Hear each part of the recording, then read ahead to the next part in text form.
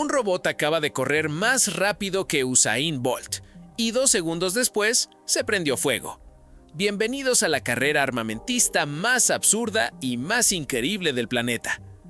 ¿Qué onda, mi gente? Aquí tu compa geek de Renerdo, el canal donde hablamos de tecnología e inteligencia artificial sin necesidad de un doctorado para entenderlo. Hoy nos vamos hasta Pekín, China, porque ahí está pasando algo que suena a ciencia ficción, pero es 100% real. Unos Juegos Olímpicos, pero de robots. Sí, escuchaste bien. Y como siempre aquí te lo cuento fácil, rápido y con la dosis justa de sarcasmo.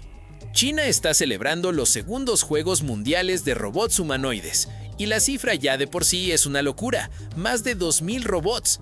En números exactos, 2.056 máquinas de 666 equipos, venidos de 16 países.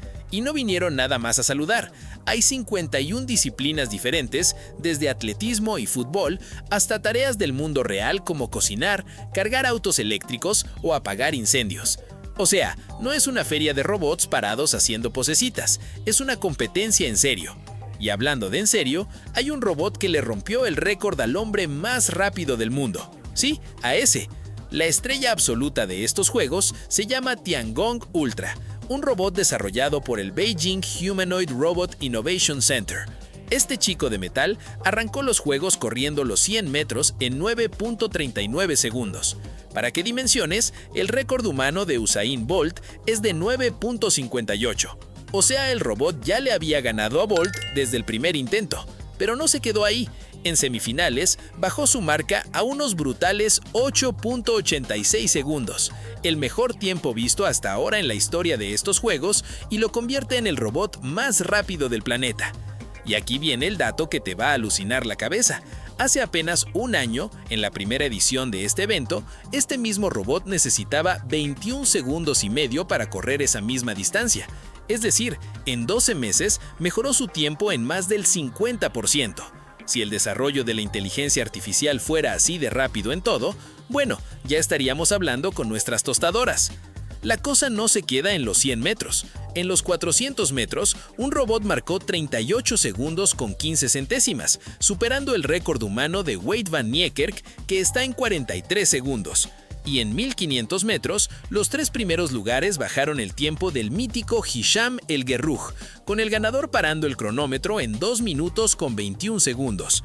¿Y saltos? Un robot alcanzó 2 metros con 88 centímetros en salto de altura sin impulso. El año pasado, las máquinas apenas llegaban a 95 centímetros. Los organizadores lo compararon con la marca histórica de Javier Sotomayor, aunque, ojo, las condiciones de la prueba no son exactamente comparables a un evento deportivo humano tradicional. Ahora bien, si pensabas que todo era perfección robótica de película futurista, agárrate porque viene la parte divertida. Resulta que estos robots aprendieron a correr rapidísimo, pero se les olvidó cómo frenar. En serio, varios corredores mecánicos terminaron los 100 metros estrellándose directo contra las protecciones, y el mismísimo Tiangong, después de lograr su tiempo récord, se cayó al piso como si nada. Pero espera, hay más. Durante los entrenamientos, otro robot se salió de la pista en una curva y chocó contra unas cajas eléctricas. En plena competencia, uno terminó su carrera y se incendió, así como lo escuchas. Otro perdió piezas mientras corría, dejando su propio cuerpo tirado en la pista como si fuera un desarme de auto en movimiento.